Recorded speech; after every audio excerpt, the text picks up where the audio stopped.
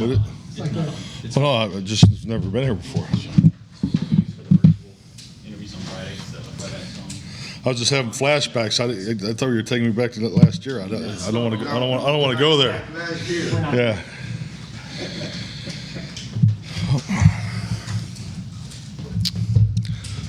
We good, Rich? Good. David? With all the work you do on in-game situations, how gratifying is it to have it come to fruition this early in the season, and does that help you kind of install things as you go forward? Yeah, definitely. I mean, that's, the last sequence of plays was a church timeout situation. We have families that we break down our game management playbook. So just the control, starting with Dak out there, and we had some things to anticipate that didn't happen there at the end, and we had the substitution situation. But yeah, it's frankly it's what we talked about the night before the game. These games usually come down to the end, and just trust your training. We've put an enormous amount of time into these game situations, reps, and I thought our players handled it very well. How do you stay calm in these situations as the head coach, knowing that so much can go wrong, so much can go right at the end? Well, there's really good dialogue. The network of communication for the game situation is, like I said, we've put a lot of time into it here.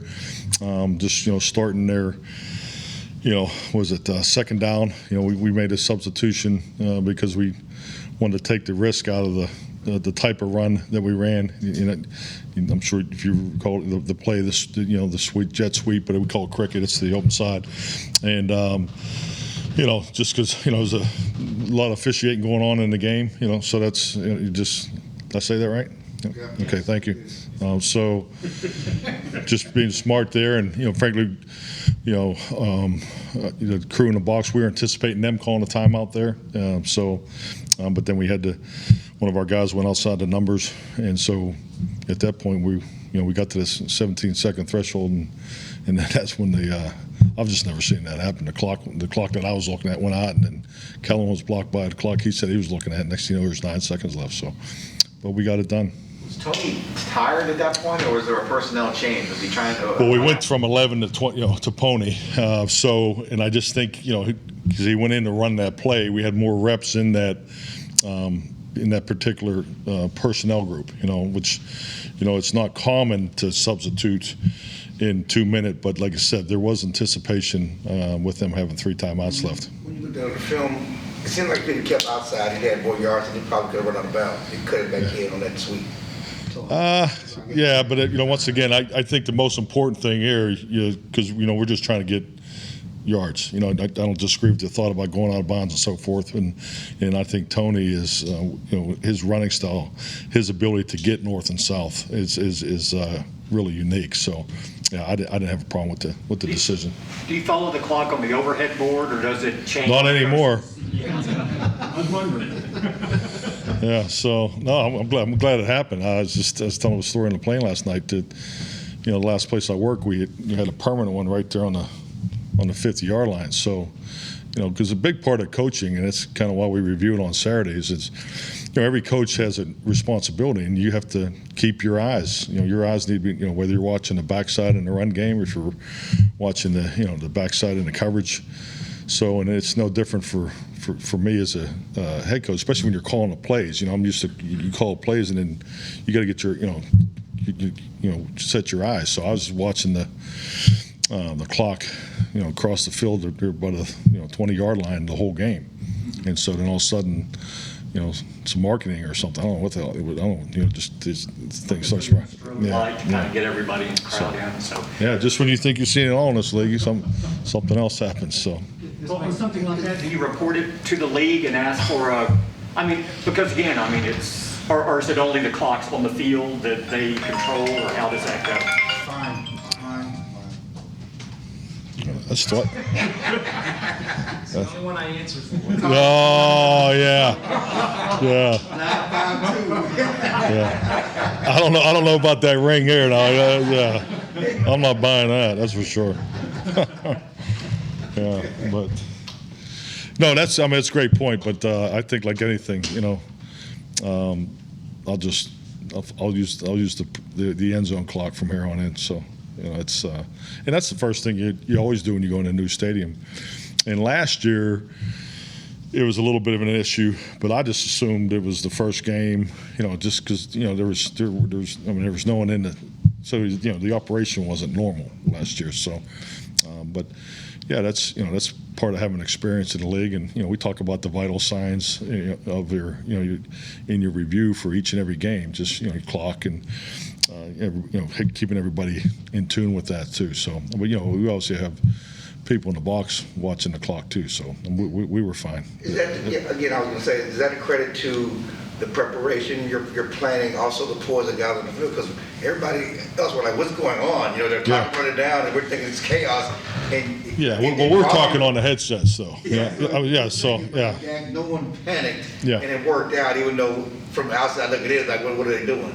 Yeah, and then Dak, once again, we were in field goal range, and once again, we were, the second down call was when we were just trying to lower the risk for what we were calling, and but yeah, Dak just talking with him in the quarterback meeting, he just was like, yeah, we were in field goal range, so once again, there was anticipation of them calling the timeout, and it didn't occur, so and that's why we kicked it at 4. 56 yards is field goal range. What's the edge of field goal range for you guys? What do you mean? Well, 56 of the percentage aren't very good to make. Yeah. I'm just wondering if you have like maximums that you say, okay, we got to get to this place for him to kick the after. Well, I mean, the line going in was 40. That's the operating. It's usually, in my experience, something that not only grade your kicker, but you also grade the kicker, the opponent's kicker in the pregame. So, it's something you just keep on your call sheet. So, particularly indoors, it usually gets up to the 40. Now, when you're an outdoor team, like the average in the past was always 34, 35, 30, sometimes even 33, up there in Green Bay. So, that's all part of your, preparation during the week and your pregame preparation. Do you adjust that much based on what the kicker does in that pregame? Well, you have it, going in. That's part of the advanced scouting report that's going on right now. So, I mean, that's what we do on Mondays. But so you have a range. Bones will break it down based on the tape, and his history and so forth. And then then we have someone chart that charts it in pregame. So then with that you have because Dan needs that information. Just like last week in Tampa. I think the mark there was 40, but like anything, if you can keep, because it changes the trajectory, and and it also may put you in a certain type of rush. So all those things factor in your game plan. Mike, how much is Tony Pollard's success directly related to Zeke and the threat of Zeke and the 1-2 combo part of that? Well, I think the fact that they play, the run styles play off of one another is very useful, especially for game plan, and the fact that you don't have to lean one way or the other too, because Tony can run all the concepts, Zeke can run all the concepts. So with the balance we were looking for, I think Zeke was 44 plays and Tony was 21. So I mean it's a long year. So that I really like the combination that we're using there. So I would say they complement each other very well. It's part of both of their success. That's the way I'd answer your question. What's the process been like, just gauging how much, from a snap count standpoint, putting on Micah's plate, given all the positions he's been doing, based on what he's shown thus far, do you feel like he's ready for more? Well, you mean more as far as playtime, or? Yeah. I think it's just like anything. It's based on what position he plays. And obviously he's playing outside. He's rushing against 310-pound men, 320-pound men. So that's all factored into. We have a projected play time that in our final review with the coordinators we go through Saturday mornings. So we have a projected play time for every player. So and no different from Micah. Is that what you're looking for? I suppose so. I guess I look at him and I look at Basham and I look at Dorrance, and Micah, his productivity is pretty off the charts. And so, I understand that the comparison is a little different compared to like a linebacker, but at his position, it seemed like maybe he might be ready for more. Well, I think this. He plays two positions. He creates targeting challenges for the offense. So we'll maximize that opportunity the best we can. But I think we all recognize the week that we went through last week. We had some changes midweek, and so that all factors into it too. The ones in the tape was still a little bit better than what you thought? Because you said he was pretty good at the game. Oh, yeah, he graded out very well. I thought he played very well, and I think really the way the game started was exactly what we were looking for. So, and I thought Terrence took that opening drive and just carried it through pretty much the whole game. So, yeah, I thought he played extremely well. How did Amari come out with the ribs, and anybody else kind of get? We had a couple guys. Yeah, Amari had the ribs. I think he put, we'll see Wednesday how he feels. We'll go a mock game only on Wednesday, so our Wednesday type practice will be on Thursday. But Carlos Watkins has a knee sprain, and Dorrance Armstrong has an ankle. Did Amari just bruised or infraction or ribs or? I would probably put in the classification of bruised. Mock games because you have a game on Monday, I assume. Yeah, we're kicking everything. It's we call it a bonus Wednesday. Did they get a victory Monday? No, they didn't. Huh? No, we worked today. Okay. It was growth Monday. If you're Fast and Furious Friday. Growth Monday. opponent Wednesday, workload Thursday, launch Saturday. So there you go. What else you want? You talked about it last night about needing that victory, building on it with these 3 home games. It's important to establish yourself at home, and you got a chance to really get on the roll right now. Well, I think like anything, the home opener is always special. I mean, in the fact that we're going to be playing in front of our home crowd, especially after playing in front of our home crowd yesterday was cool. But yeah, it's to have three in a row. I mean, you definitely want to take advantage of that. I mean, there's no doubt about it. But at the end of the day, these games are so hard to win, especially on the road. And then the hardest games, in my opinion, are the division games, and that's really what the focus is on. I didn't even talk about the 3 games to the team. We're all about Philadelphia right now. Mike, has Randy Gregory been cleared from the COVID list, and do you have any other changes in COVID protocol? Randy, my understanding is Randy will be in the building Wednesday is when he'll return.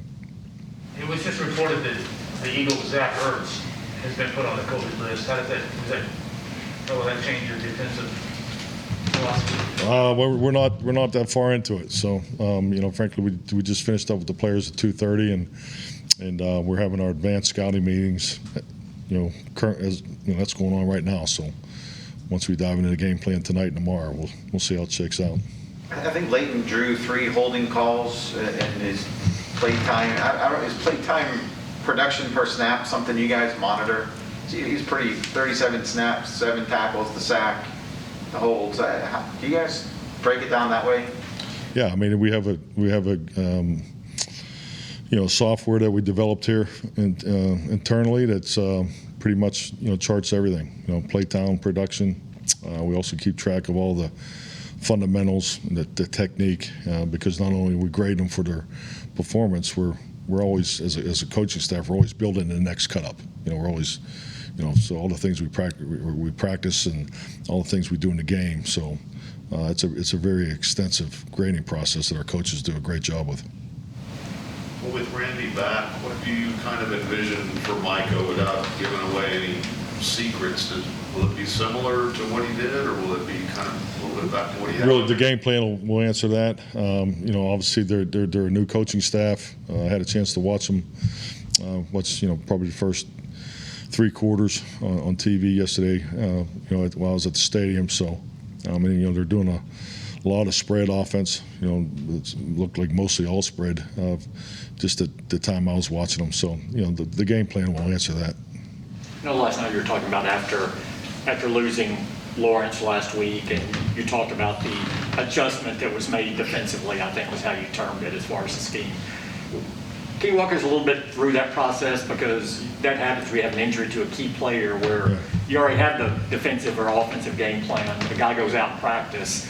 how does that work from that point going forward as far as? Well, usually, I mean, if the first thing, and I learned this from Marty Schottenheimer, and when you're assistant coach, you really don't like it, but now that you're a head coach, you clearly understand it. You usually cut your volume. So anytime you have sudden change, whether it's in a game, personnel during the week, the normal process is usually you cut back on your volume, and that's frankly what we did. What stood out on Zach Martin's film? Oh, I thought it was very physical, and I thought as a whole, that the offensive line, this is, the two games we played, just the way we were apexing the run. I thought we did a really good job commanding the line of scrimmage, and and I think Zach, graded out extremely high. So with that, I thought he had a hell of a game. Y'all expressed belief in Greg after last week also, but is there any more faith in him after this week, and why did you decide to give him the game ball? Well, he made the game-winning field goal, so I mean it was pretty easy. But he had a great week, and I think, like all of us, he's our teammate, he's our brother. You obviously want to win the game, and for him to have that success, he definitely earned it. And so, but I mean, he also won the game ball for special teams this week. We hand out a game ball after each win. We'll present that to the players on Sunday. So offense, Tony Pollard was a game ball winner. On defense, J. Ron Kearse was a game ball winner, and Greg was the game ball winner on special teams. Is that good news? It seemed like I was on her phone. Said something good today, Rich. How about that? They're tweeting the game balls. Tweeting the game balls. What's Kearse giving you these first couple of games? He's played almost all the snaps. No doubt. I thought he was all over the field. Number one, I love his play style, his intensity, his production. He had the interception. In my view, that was a tough call to see it go against him. I thought it was a really good coverage on it. Excellent. Jared Cook played him outside leverage there. So, but he's really the utilization of him in matchups has been a real asset for us. But I just love the way he played both, in the run and the pass. Versatility to be able to come around, play Absolutely. slots on. Absolutely. Is there a name, I hope it's not proprietary, just the way you call it, but when you got three safeties on the field at one time, Yep. what is the name? It's proprietary.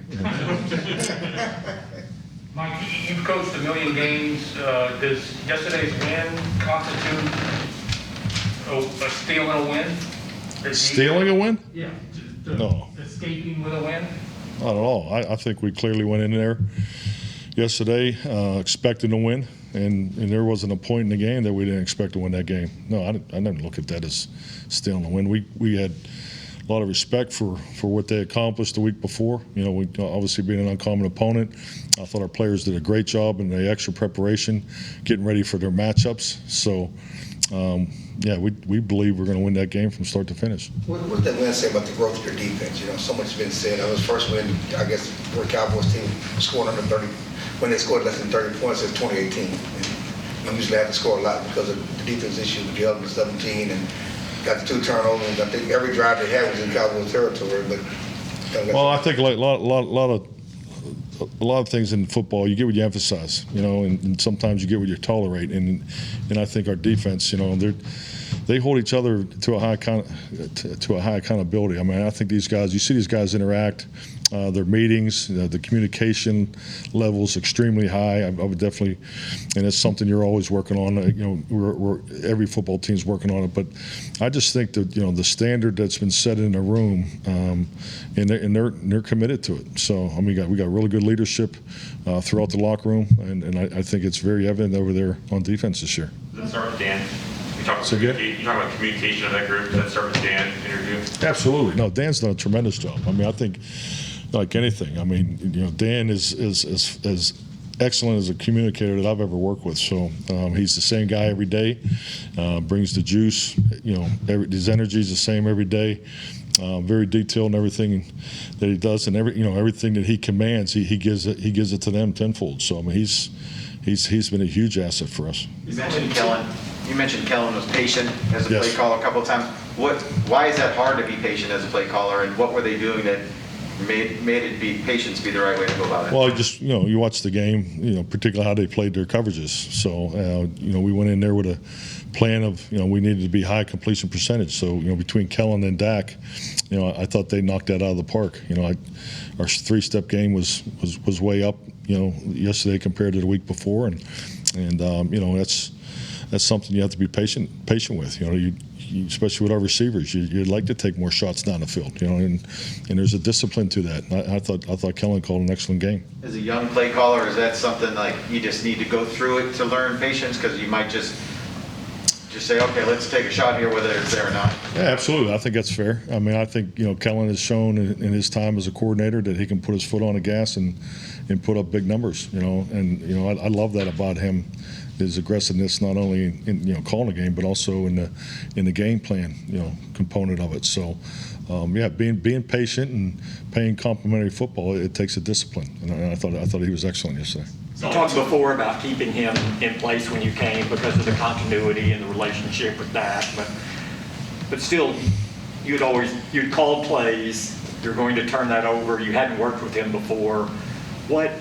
How many meetings did you have with him where you were comfortable and convinced that this is the guy we need to keep in place? This is going to work. Well, I mean, it was something that I gave a lot of thought to, and it was difficult. I mean, it was actually funny because we were joking. Doug and I was joking about this before the game. I was in there just going through my call sheet, and Kellen and I were standing on the sideline in the preseason game against Jacksonville. So because Doug called that game, so. And Kellen says, "Man, I'm bored stiff." I said, "You're talking to the wrong guy, man. Tell me about it." So it was a big decision personally for me. But when I looked at this opportunity, and was blessed to get this opportunity, it was about Dak Prescott. What was the best? What would be the best to continue to advance? Dak, and the first thought was the language. And just watching Kellen, as a player, and I remember when he was coming out of Boise and Chris Peterson talking about, what he thought of him as a player, but not only his football mind. He's a coach's son, all those things. So I thought it was a very natural transition because, frankly, my focus was, I knew the biggest change was going to be the defense. We knew, there was a defensive system. It was here for a long time, and that was my focal point. And I thought it was clearly the best thing for Dak. And this is, like I tell him, Dak, when we talk football, this is his offense. I want him to have the same offense his whole career. I've been fortunate to work with Hall of Fame quarterbacks, and when they have being systematic and building that system around them is a big part of the success on offense, and that's the way it'll always be as long as I'm standing up here. Kellen interviewed for the Eagles job in the offseason. Were you thinking that, okay, he's going to get an opportunity here sooner rather than later? Oh, I think he's ready. Yeah, I mean, in my personal opinion, I'll work with him for over a year. I think he'd be an excellent candidate for any head coaching job. It's only 2 weeks in, but how good is Diggs playing right now? Oh, really good. I mean, he's had two tremendous matchups, 2 weeks in a row, and he's answered the bell. He's had some. The only negative in his game has been the combative penalties. And if you don't have combative penalties as a football team, maybe you got to look at, maybe we're not playing hard enough. So, other than that, I think he's played at a very high level. You mentioned it with the first-year head coaches, Staley and now Sirianni. What's the challenges that presents for you guys? Just no time on task, watching and see what they really are. The newness. I mean, it's we're in the era of unscouted looks, and everybody's coming out of the off season. Usually the first 4 games it takes to really get a beat on tendencies and how guys really wants to play, and so and then top it off with the whole different spread offense. So the newness of their staff is going to be the challenge.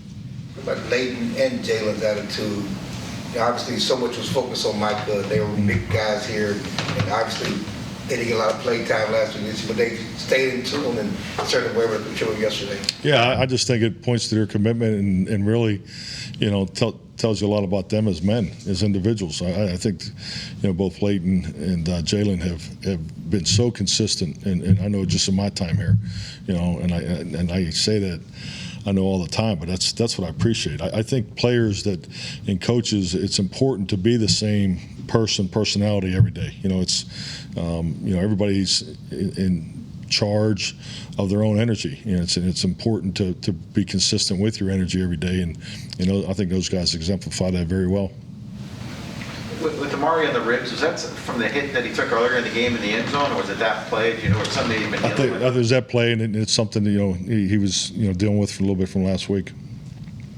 On Dak's interception, what was the coaching point? And there are a couple guys over there. Who was the intended receiver? I was the intended receiver, CD. On one of the touchdown runs, Dalton's blocking showed up on Bosa. What does he bring in that game, especially when you're trying to help out? Yeah, I thought both our tight ends blocked very well. I thought Dalton, probably had one of his best performances blocking. I thought we had, a couple plays in that first series that we can clean up. But I thought that the run blocking unit as a whole, and those guys were definitely at the point of it. Particularly when we were trying to lean right by design. And we needed a big performance from our tight ends, and we got it yesterday. Thank you. Thank you. Thank you.